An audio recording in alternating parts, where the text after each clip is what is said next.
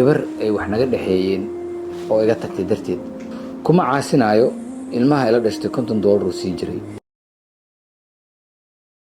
soo dhawaada asxaabta, waxaan maanta bilaabi doonaa barnaamij la dhaho ila tali. barnaamijka ila tali inta badan wuxuu quseyn doonaa inaan qof allaala qofkii talo u baahan inaan kala talino. talada waxay u kala bixi doontaa dhowr noocood. mid ha noqoto talo midda nololeed, ama hadday noqon lahayd talada dhanka shaqada, hadday noqon lahayd talada dhanka ganacsiga, iyo hadday noqon lahayd talada dhanka waxbarashada.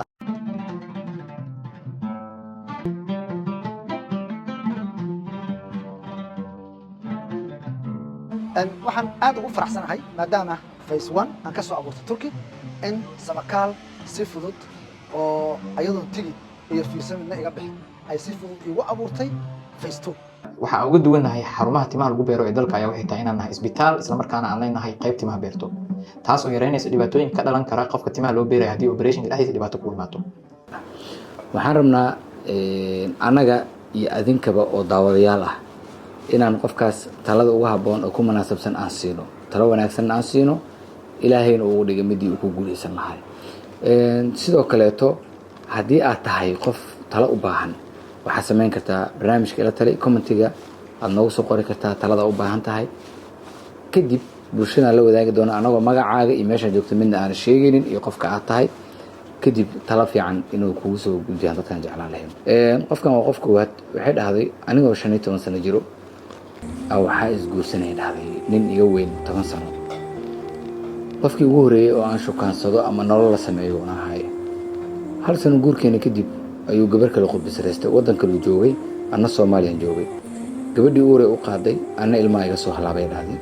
cidiisa iyo gabadhiiba aniga ayay madasho igu caayig jireen oo yacni qofkan wax ma dhalaa camal ah. ilaaha horta qofka ubadka siiyo. gabadhii wuu furay, balse ayadoo furay haddana kama nabadgeli jirnay dhahday oo way dhibi jirtay oo way caayin jirtay mar walba. sidaas ayadoo tahay ninkii asaga ahaa waxay dhahday waxba naxariis ahna kama hayo oo naxariis waan ka waayay. aniga agoon ahaayay dhahday, reerkeenana waan u weynaa. markasta oo aan dhibka igu haayana aan dhaho iga dhaaf, waan ku furayaa meel aadina ma taqaanid, bariiskaaga cun ayuu dhihi jiray. yacni handadaad waayo, nooc handadaad ah. kuma caasinayo ilmaha ila dhashtay $50 oo siin jiray oo wuxuu ka bixin jiray iskuulka. waxaan isdhihi jiray ilmaha walaalaha waxbarashadooda mugdi ha gelin, iskaga dulqaado wax walba uu kugu sameeyo. run ahaantii qof qalafsan uu noqday. xitaa asaga laftirkiisa wuxuu gaaray inuu idhaho maaragtay waxaa tahay qof madhasho ah. intaas waxaa ii dheeraa naagaha qolkaygu ku shukaansan jiray dhahday. yacni markuu rabo inuu shukaansado ama dumar la sheekaysto qolkaygu ku shukaansan jiray, uu telefoon kula hadli jiray oo caadi. markii aan dhahana maaragtay waxaan ma iga dhaaftid ama waa dhibsanayaane, indhaha ama iga candhuufa ama iga geli jiray tir aad ugu qeyli jiray. waana isaga aamusi jiray sababtoo ah weli handadaada furinka ah meesha taalo. qofka saas ii silcinayo waan jeclahay dhahday. 5 sano kadib ayuu alla wiilna siiyey, balse asaga weli ma isbedelin. markuu wax iga raba kaliya ila hadlaa, inta kale doorkiisaas uu isaga jiraa. ma aha nin idaneeya ama ay kala jecel ama aniga canugeena waxba dan naga leh. muddo laga joogo sanad hadeertaan oo wuxuu dhahay adiga iyo wiilkaagaba baasaboor samaysto waa idin wadahaya. baasaboorkan samaysanay oo safarka isku diyaarinay. mar alaala markii aan sugayay inaan safarka aadno oo wuxuu sameeyay dhahday warqad furiin ii soo diray.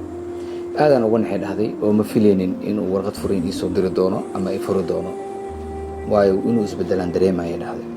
laakiin waa ka naxay.